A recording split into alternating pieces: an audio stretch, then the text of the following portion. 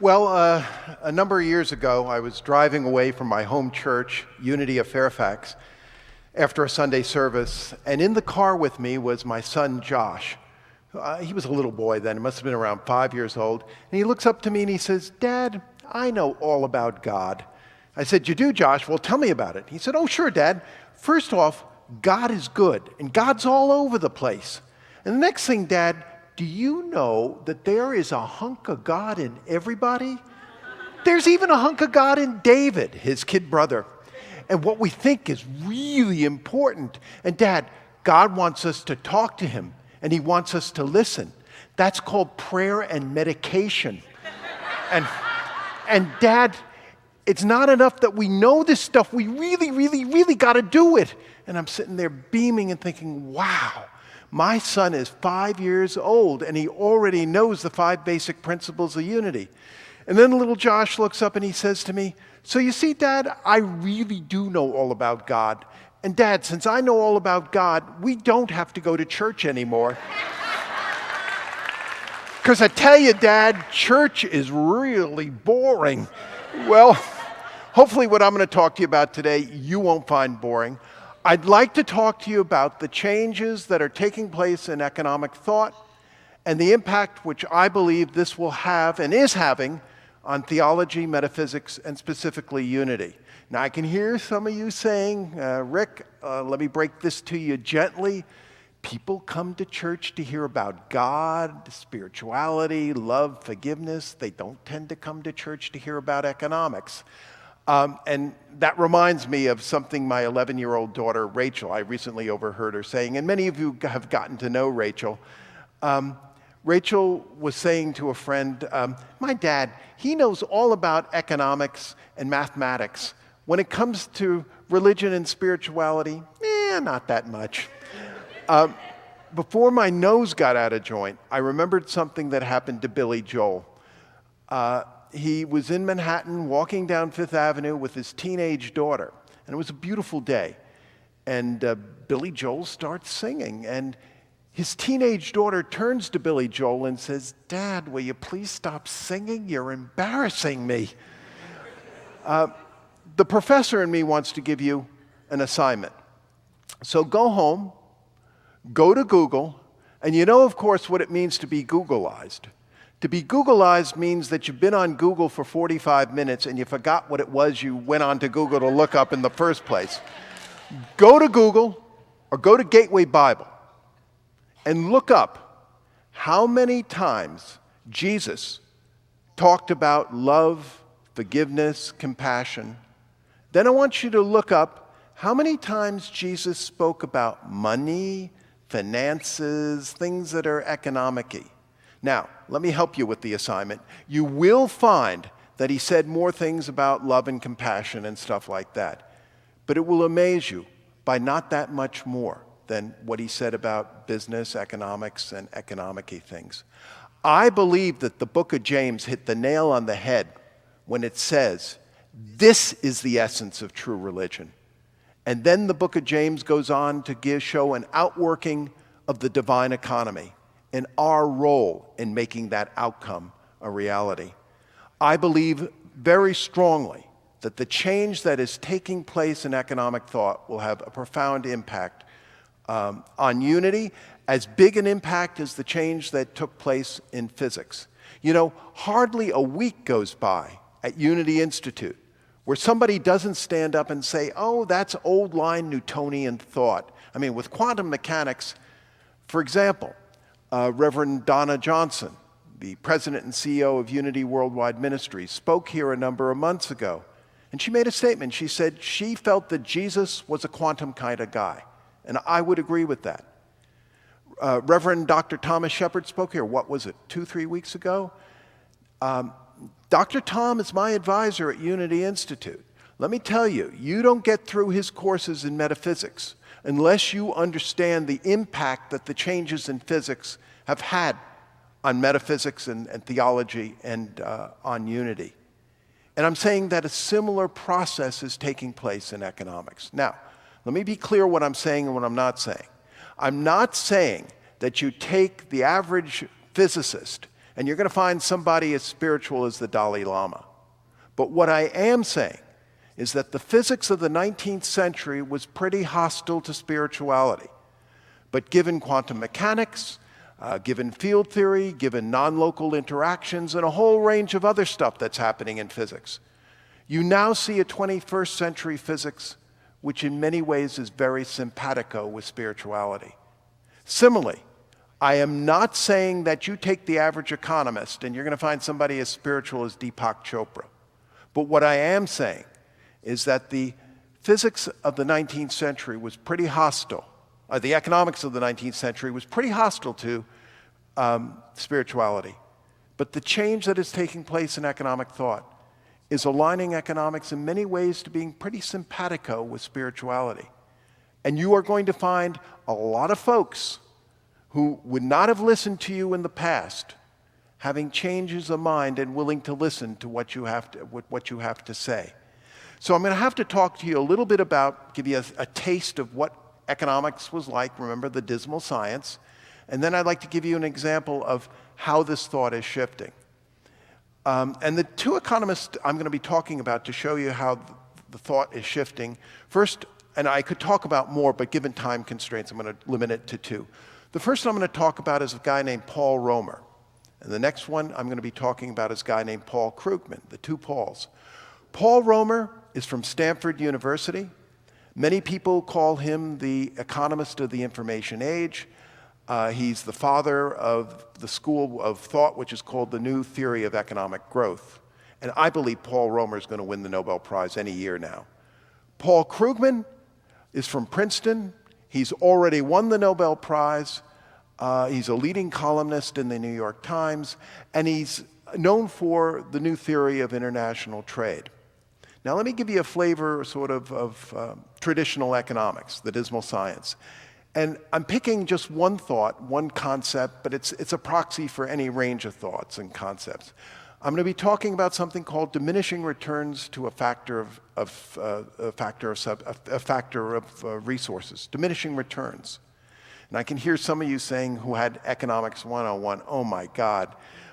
Sort of reminds me of the story of this kid who goes out and prays to God and says, God, please make St. Louis the capital of Missouri, because that's the answer I just put down on the test.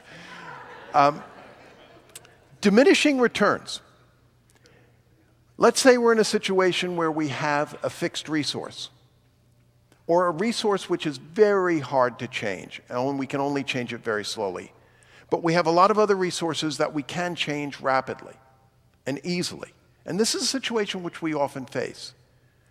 Diminishing returns says that as you start changing those resources, which you can alter, you're going to start to experience smaller bangs for the buck, diminishing returns.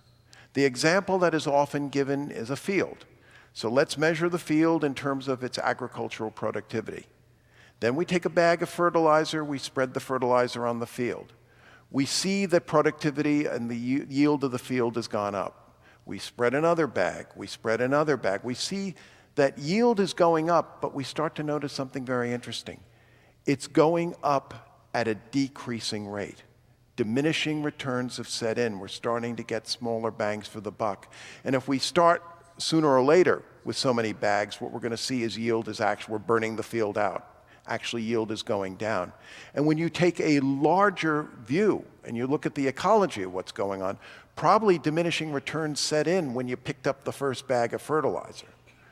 Now, let me give an example, and because of diminishing returns, this is the reason why cost curves often rise.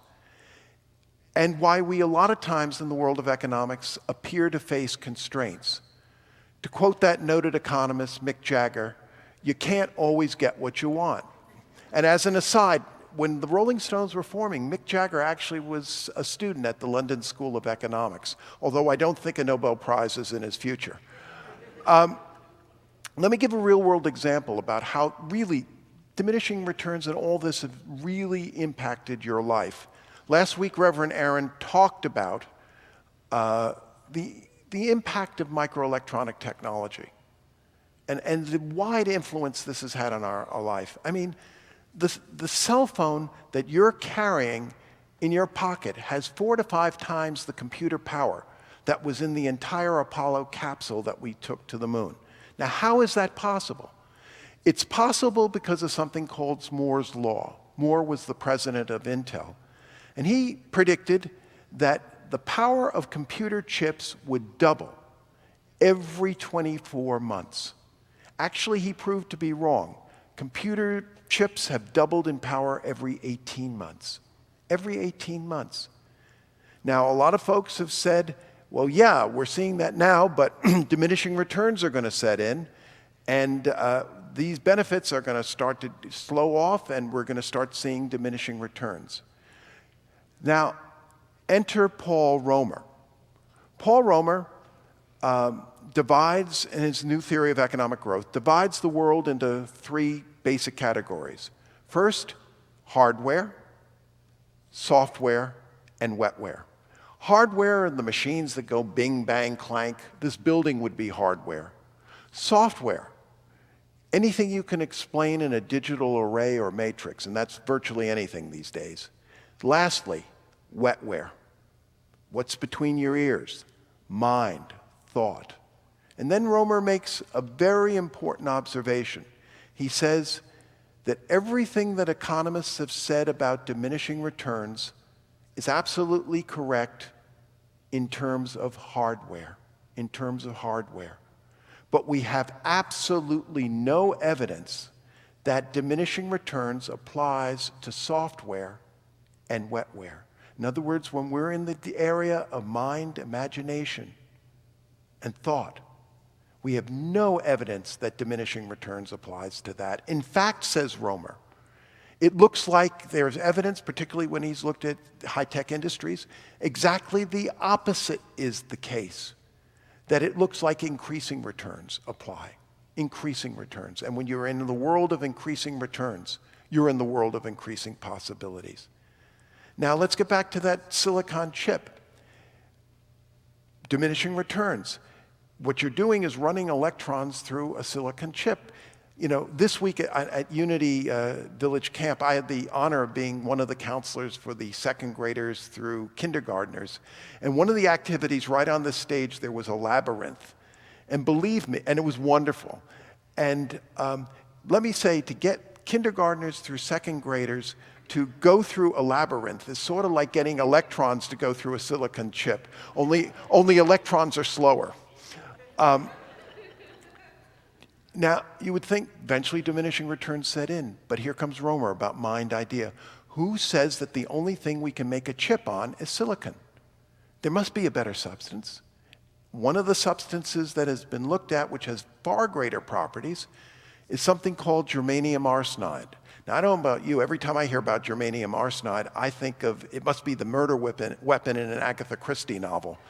But just this month, IBM announced that it has perfected a silicon germanium chip, and it's going to be releasing it. Now, you might say, well, won't diminishing returns apply to germanium? Well, let's look beyond that. Something called parallel processing. Supercomputers, your computer, your cell phone in your pocket does one operation at a time. Does it very fast, but it's one operation at a time. Supercomputers on parallel processing do many loops all at the same time. Speeds it up tremendously. It will just be a matter of time before what's in your pocket is essentially a parallel processor. And what we now have as supercomputers will be in your pocket. When I think of what Romer is doing in terms of the new theory of economic growth, what comes to my mind is where in the Gospels Jesus said, "Lift up your eyes. The fields are ripe and ready for harvest." Now, I always thought Jesus said that with the disciples when they were going in Galilee, and it must be the fall, and the fields are ripe and ready for harvest. But it appears now, modern biblical scholars, I think, have sound evidence that Jesus didn't say that in the fall. He said that in the dead of winter. He looked at the fields when they were barren physically and said, "Lift up your eyes. The fields are ripe and ready for harvest." When you study unity metaphysics, the term that comes into so often is something called mind, idea, expression. Mind, idea, expression. I was at an economic conference not long ago where Paul Romer was. And I went up to Romer and I said to him, Paul, is it reasonable to say that what you're talking about could be expressed as mind, idea, expression? He looked at me and he said, yeah, that's it. That's it. And the story gets even better when we start turning to Paul Krugman. And the one thing which I'd like to pick out, again, time constraints, the one thing which I'd like to pick out is what what Paul Krugman has done in terms of looking at income inequality. It was back in the 1800s that Mark Twain coined the phrase, the Gilded Age. He described it as a condition where very few people own the gold, and they've spread out a thin layer of gold to cover up a wide swath of social problems. Now, when I was in grad school for economics, there was a fellow by the name of Simon Kuznets, a Nobel Prize winner, a very good man, and essentially, and a great econometrician. Essentially, his look at the data, and this many people accepted, was that yes, when you looked at the olden days, capitalism could be pretty harsh, market economies could be pretty harsh. But if you look at the trend, things are getting better. Income inequality is going down, it's going down, things are getting better. The middle class is getting more solid and all that. And it will continue to be that way. That appeared to be the case until the 1970s. In the 1970s, income inequality started to rise, and the middle class started to erode, to a point where now we are in a position where we're roughly equal to what it was back in the Roaring '20s. Now, why is that the case? A number of social thinkers and economists have said, well, this might not sound politically correct, but the truth is, to make an egg, you have to break a few omelets. And in an economic war, you're going to have collateral damage. Essentially, what's going on are certain economic forces over which we have very little control. Well, what are those forces? Well, there's been a great change in the supply and demand for labor, and we've seen a huge shift in the differential in wages, which is causing inequality. Next, we've seen globalization, which has benefits, but it also has produced some inequality. And other forces which we have very little change over. The family structure. We're winding up with many more families, which some families are two professional people with big paychecks, two big paychecks. The other is single family, parent families, not too many one paycheck and usually a very low one coming in. What are forces? What are we to do about these things? Not too much you can do about income inequality. People like Paul Krugman have said, essentially, bunk. Let's look at the forces over which we do have control, wide control, such as macroeconomic policy, fiscal policies, monetary policies, social policies, and also something that economists call social capital, how the various parts of society react together. And Krugman, through his econometrics, has concluded that so much more of what we are seeing in income inequality is due to these forces over which we do have control. And even those variables which you think we might not have control over, such as globalization. Krugman and company have said that globalization comes in many different flavors. Some flavors may be toxic, and others might even have some benefits for us. The other thing which Krugman has said, which I think has a lot of grain of truth, a lot of times our solutions, our brilliant solutions to economic problems, has been to take the marginalized in our society and to make them even further marginalized. And Krugman and company have argued, there's a better way. There's a better way. Dr. Bob, the co-founder of Alcoholics Anonymous, made many wonderful insights, but one in particular which struck me. Dr. Bob said, if you really want to see where a person is spiritually, you really want to know where they are spiritually, don't look at how they treat the president of the corporation. Look at how they treat the doorman and the janitor. Or as Jesus, our way shower, put it so well, what you did to the least of these, my brothers and sisters, you did to me. I believe that this change in economic thought has profound implications for us. Let me just give some of them. First, if you are not convinced that what we have been talking about was an important central theme in Jesus' ministry, I urge you to go back and reread the Gospels and read the history of the first century church. Next, unity has a wonderful history of spiritual economics. I urge you to know that wonderful heritage. Let me make 3 suggestions of how that can be done. First, Charles Fillmore, our co-founder, wrote many wonderful books, but one in particular, The Atom-Smashing Power of Mind. Now, I almost hate to make a simple English sentence which has these words, Charles Fillmore, easy read. I mean, Charles Fillmore was many wonderful things, but an easy read is not one of them. However, The Atom-Smashing Power of Mind was one of his later books, and I think is one of his more accessible books. And it is incredible how this book anticipates so much of the change that we are seeing in economic thought. Next, if you have not read Spiritual Economics by Eric Butterworth, I strongly urge you to do so. I really do. And even if you've read Spiritual Economics by Eric Butterworth, I suggest, and it was more than 5 years ago, go back and reread it. It's well worth your rereading it. It's more relevant now than even when he wrote it back in the 1980s. And the third person I urge you to read is Reverend Edwene Gaines. Question, what should I read by Reverend Gaines? Answer, anything she's written. I would go listen to Edwene Gaines read the phone book if there were still phone books. Beyond knowing our unity heritage in terms of spiritual economics, I also would urge you to remember a great quote by Oscar Wilde. Oscar Wilde said that economists were the people who know the price of everything and the value of nothing. And there's more than a grain of truth about this. What economics deals with is far too important to be left to economists, policy wonks, and politicians. Get involved.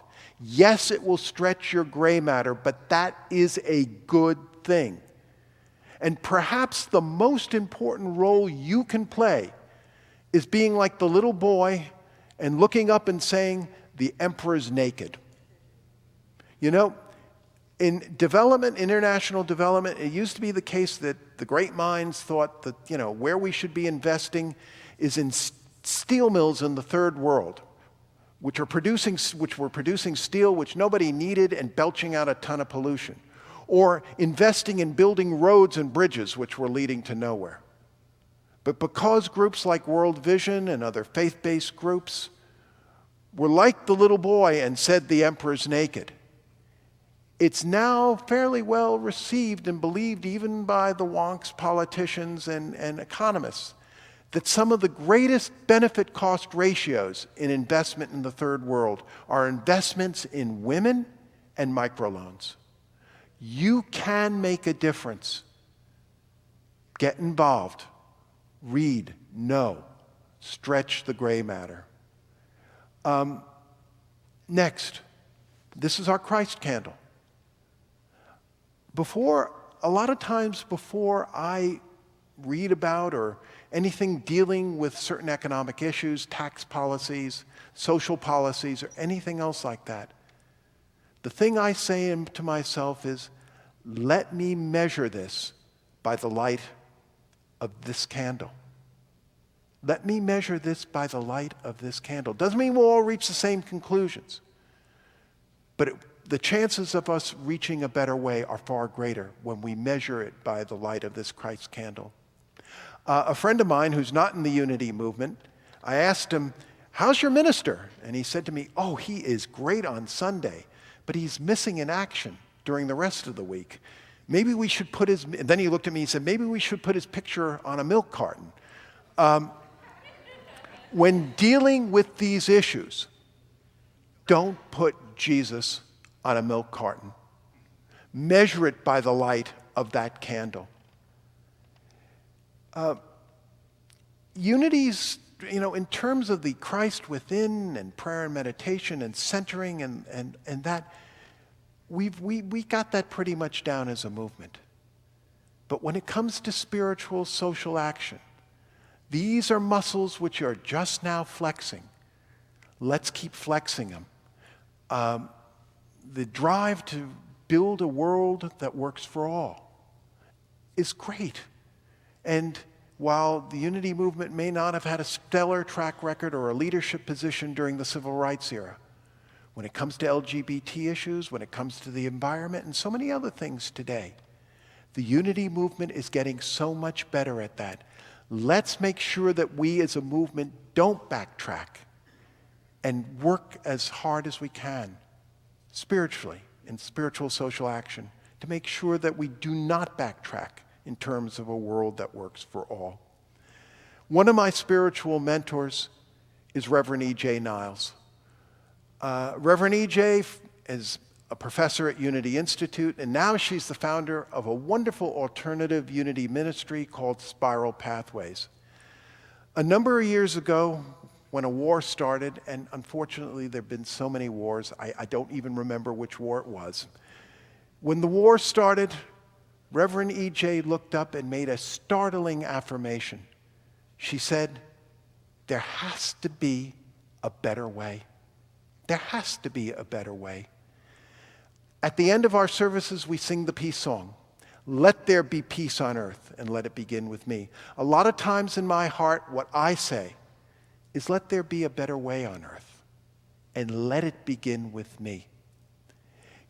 I think all too often, we have allowed the unity movement to be labeled as airy-fairy.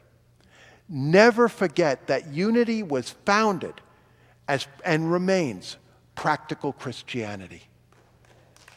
And